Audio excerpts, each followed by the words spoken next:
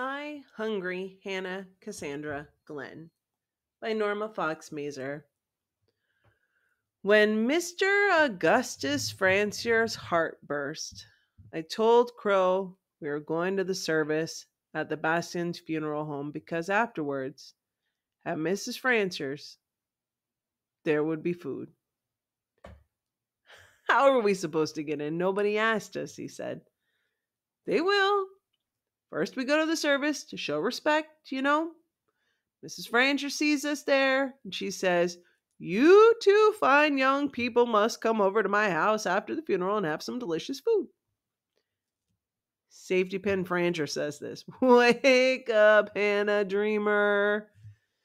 Maybe she won't say it exactly that way, I admitted. Maybe she won't, Crow mocked. Forget it, I don't want to go. He scraped his Adidas on the curb. You never want to go anywhere, just because of his face. He had to go to school. He couldn't get out of that. But he didn't like to go anyplace else where there were a lot of people. You go, he said. Not without you. We went everywhere together. We had been friends since we were 4 years old. Just think of all that food, I urged Crow. I bet there'll be those little tiny fancy hot dogs with the toothpick stuck in them. You know how good they smell? And a baked ham, all stuck all over with cloves and slices of pineapple on top. There's going to be a cake, maybe a 3-layer chocolate cake with a chocolate ice cream and chocolate icing and ice cream and tons of cookies. She's got the whole store to choose from. Talked about food until Crow couldn't stand it. I'll go, since you want to do it so much. Just for me, big-hearted you. Crow was always hungry. His elbows stuck out like sticks. His stepfather, Willie, was on half-time at the Buffalo Chemical Works, but even when he was on full-time and they had more money, Crow was hungry. Willie said working men had to get fed first. That was Willie. Then, said Willie, came the littlest kids, Jay, Mike, Chris, and Kelly. After that came the women, Crow's mother and Willie's 2 daughters, Lisa and Janet. After that, said Willie, came older boys. That was Crow. His mom always saved him something, but he never got enough to eat. In the funeral parlor, we signed our names in the guest book. David James Alpern, Hannah C. Glen. We followed 2 men into the chapel, and Crow sat down in the last row. If there'd been a darkest corner, he would have chosen that. I sat down next to him.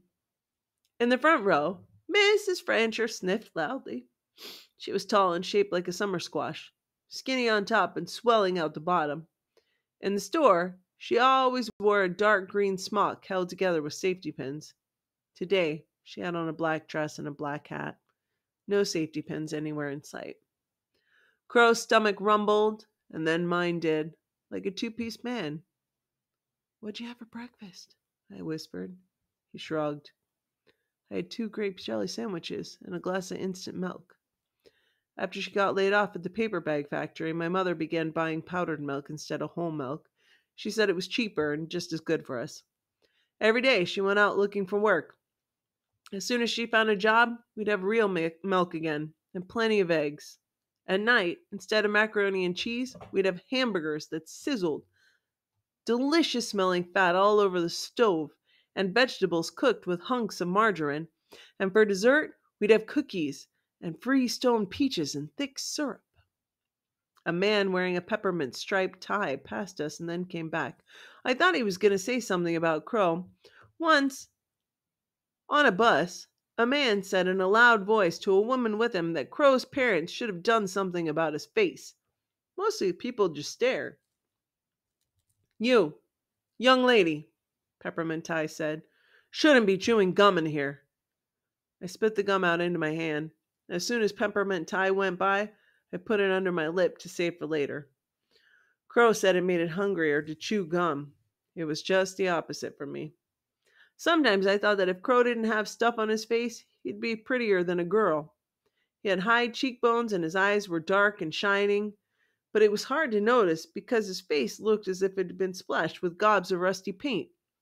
A splash, like a map of Tennessee, covered half his forehead, wandered down over his left eye, and dribbled out onto his cheek. Another splash around the mouth, and chin looked like a mushy baked apple, and splashed on the neck looked like a four-legged spider.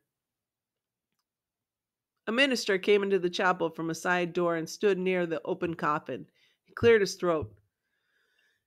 Good afternoon, friends. He began talking about Mr. Francher. Augustus Francher had left us.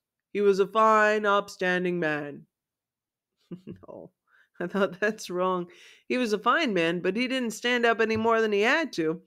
Mr. Francher was fat. His face was round and yellow as lemon pie, and he wheezed when he talked. If he and Mrs. Francher were both in the store, she waited on the customers, and Mr. Francher sat on a high stool in front of the cash register. He always wore big soft shoes, a white shirt, and a little bow tie, and baggy black pants. He lived a good life, the minister said. He had charity in his heart, and we were saddened that he had been struck down in his prime. Mrs. Francher sniffed loudly and called out, Oh, Augustus, Augustus! Mr. and Mrs. Francher's grocery store was in the front of their house. Dried salamis hung in the window over the dusty stacks of the Campbell's baked beans and Diet Pepsi. Lots of mornings when Crow and I passed on the way to school, Mr. Francher's round yellow face would be in the window between the salamis, and he would wink at me. At the end of the month, when my mom was short of money, she sent me to Francher's grocery store for half a pound of bologna and a can of spaghetti for dinner. Tell Francher to put it on the bill, Hanny, she'd say. And I'd go off, hoping and hoping that it would be Mr. Francher in the store. If it was Mrs. Francher, she'd finger a safety pin on her smock, click her tongue, and look at what we owed in the bank account. $25.26. You better pay something on that. She'd hold out her hand as if I had money in my pocket. I'd try not to look at the tub of creamy-looking potato salad in the case, a round of cheese on the counter, or the sharp cheddar cheese knife lying next to it. Go home and see what your mother wants to pay on the account, she'd order. But if it was Mr. Francher, he'd put his hand on my shoulder, look right at me with his brown eyes that were bright as a chipmunk's, and say, Now, daughter, just tell your mother not to forget she should pay up soon. And he'd pull the can of spaghetti down from the shelf. Once he told me that long ago he'd had a sister who died, and her name too was Hannah. Nice old-fashioned name, he'd say. He was shorter than his wife, and sitting on the stool, he would munch on cream-filled donuts, and then wash them down with long sips from a bottle of soda.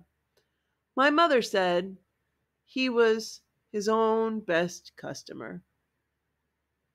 The minister was through talking about Mr. Francher, and everybody stood up to walk around the coffin where he lay, wearing a dark suit and tie, his hands folded together over his big round stomach. I stopped in surprise. He looked like a baby in a crib, a huge baby, who would, at any moment, open his eyes and chuckle. His cheeks were puffed out and shining. Mrs. Francher stood off to one side with another woman, also in black. They were holding hands. I walked slowly past the coffin, looking back at Mr. Francher over my shoulder. Was he really gone? Was it true that when I went to Francher's the next time, there would be no Mr. Francher to say, Now, daughter? No Mr. Francher to wink at me through the salamis? My eyes filled. Then I understood that he was dead, and what it meant. Behind me, Crow jabbed his finger into my back, reminding me why we were there. Mrs. Francher, I said. Her eyes were dark and puffy, and she looked at me, through me. I didn't think she recognized me. It was the other woman who answered. Yes? She was not as tall as Mrs. Francher, but she was shaped the same, summer squash. What is it, dear? She said. What do you want? Can we... I'm sorry about Mr. Francher, I said. I wish. I'm sorry. Mrs. Francher's eyes focused. You're the Glen girl.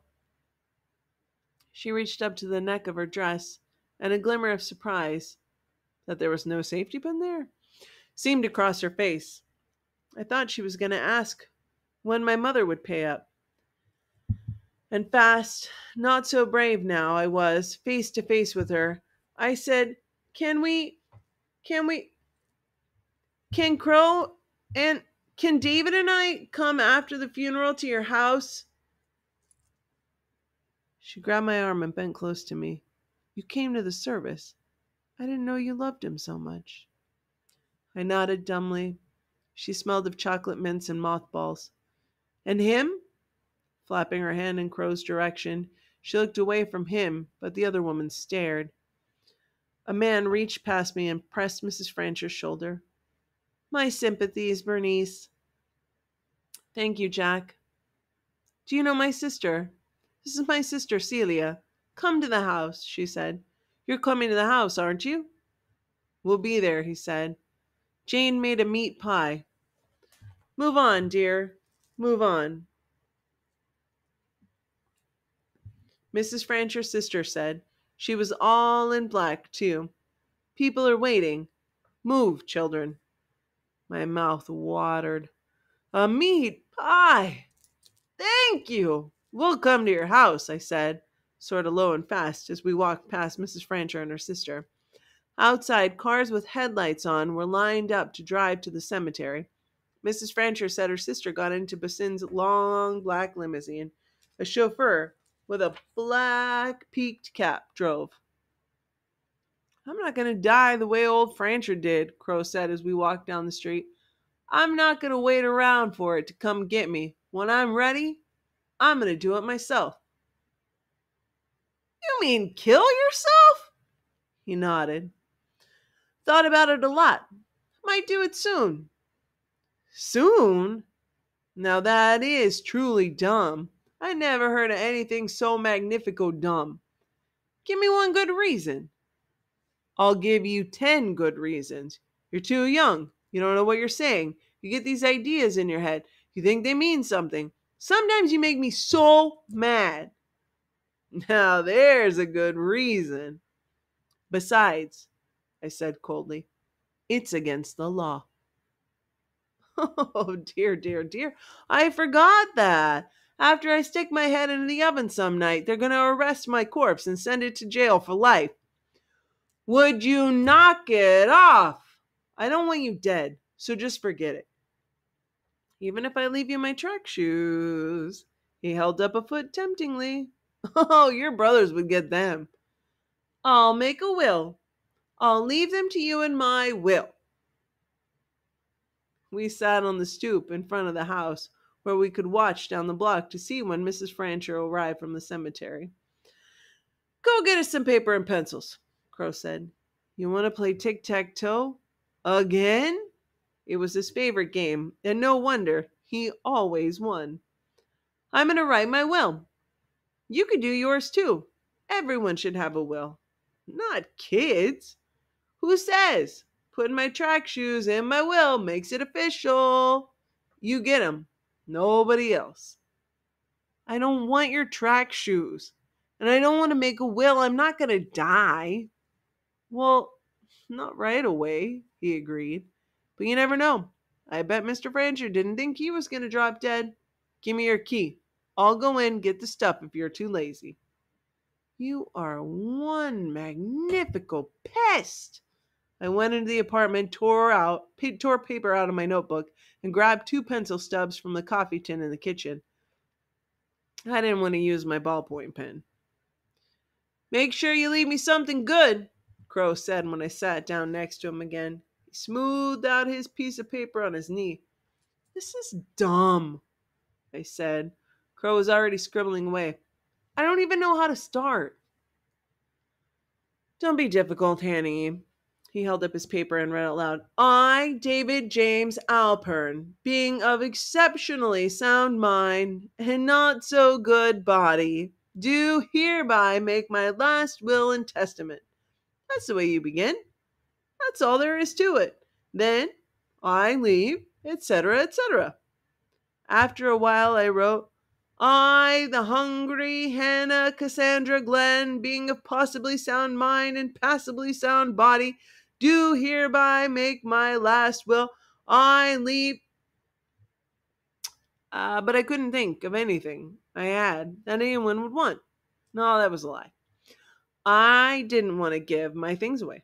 I fingered the string of blue coral around my neck and thought of green and white afghan on my bed, which my grandmother had made years before for my mother. I always somehow, it always somehow made me think of a spring day. I never told anyone that, not even Crow. Then there were the 6 little glass chicks that my father had sent me when I was 5. The last thing he'd ever sent me.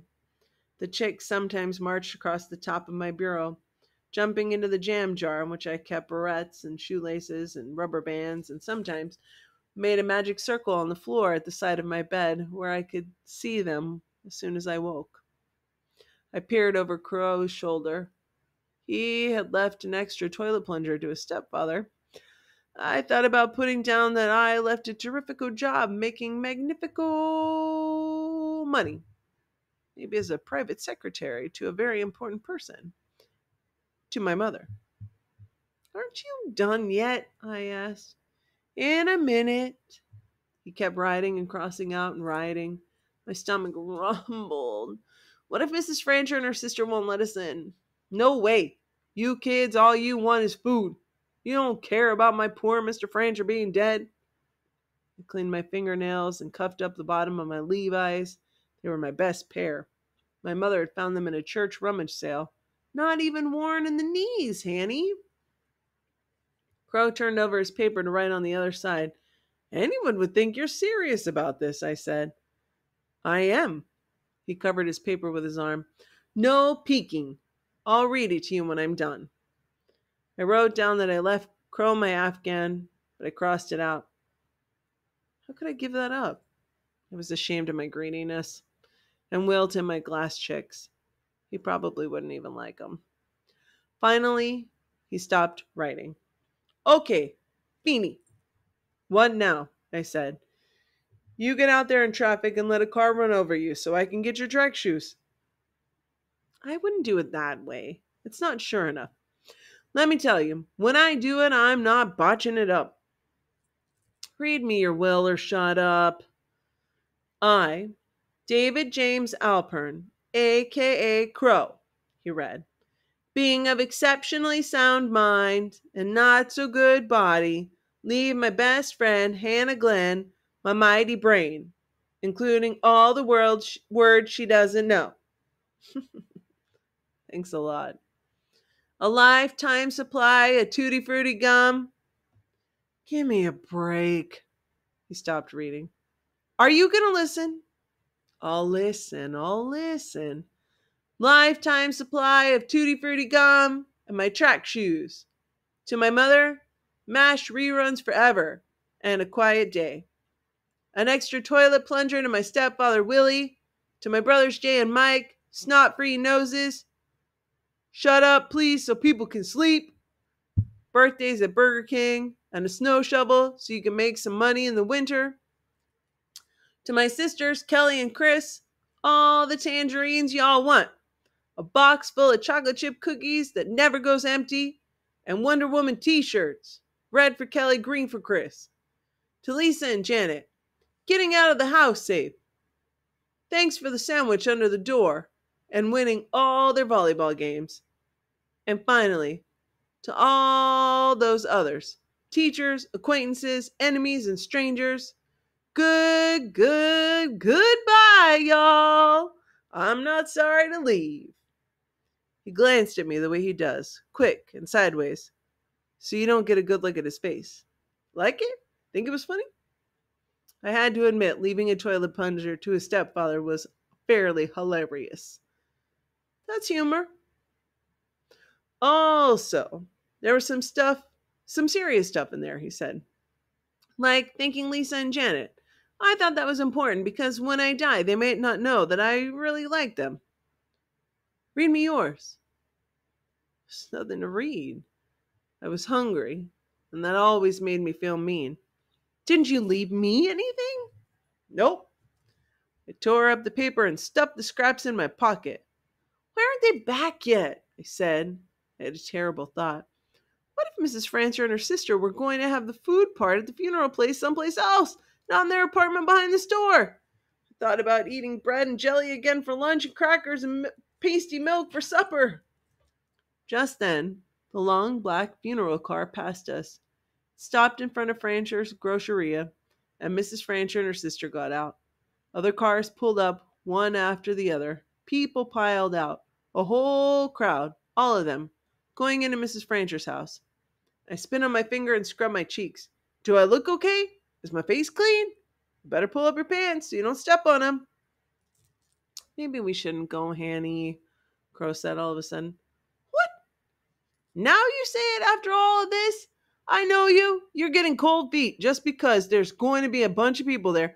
Who cares, Crow? There's going to be food. Don't be gutless. If you're so brave, go yourself. I will, I shouted.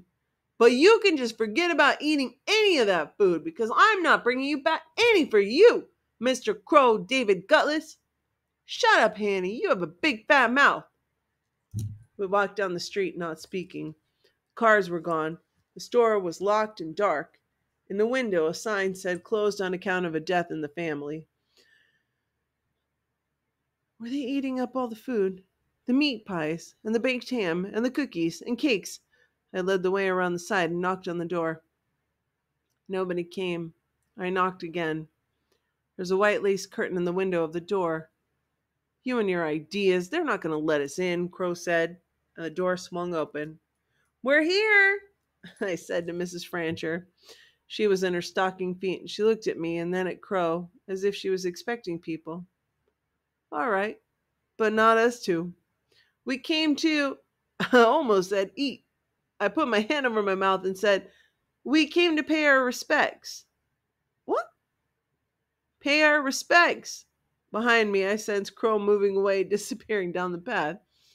Mrs. Francher's sister appeared, and they stood in the doorway side by side. They seemed to me like two swollen black balloons. From the room behind them, wonderful smells of meat and cooked fruit drifted towards me. I wanted to cry.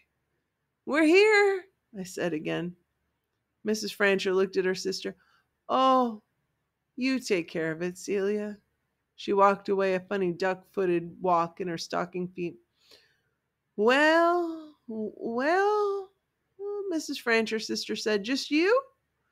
No, me and my friend David, I yelled to him. My mouth was full of saliva and I smiled hard and said, we were both friends of Mr. Francher's. We were always friends. Mrs. Francher sighed and looked over her shoulder and said finally, I suppose you can come in then. The living room was warm and crowded. People stood around in little clumps with glasses in their hands talking. The curtains were drawn and there were pictures and little statues everywhere on tables, on tops of the TV, and on little hanging shelves above the couch. A long table loaded with food took up almost the whole dining room. I squeezed Crow's hand. Our quarrel was forgotten, and in the center of the table were two crystal bowls, one filled with apples, pears, and grapes, and bananas, and the other brimming with a fizzing red punch. There were platters of roast beef, ham, turkey, and salami, little fluted cups filled with butter, a wooden board with a cutting knife and different kinds of cheeses. There was applesauce and fruit salad, baked potatoes wrapped in silver paper, tomatoes and cucumbers, breads and rolls and cakes, and all kinds of hot casseroles. What should we do? Crow whispered. Eat, I said. But first I slipped an apple and a pear and a slice of ham and roast beef into my pockets. How surprised my mother would be tonight when she came home and found the refrigerator full. Oh, Hanny, she'd say, you shouldn't have done that. That's not nice.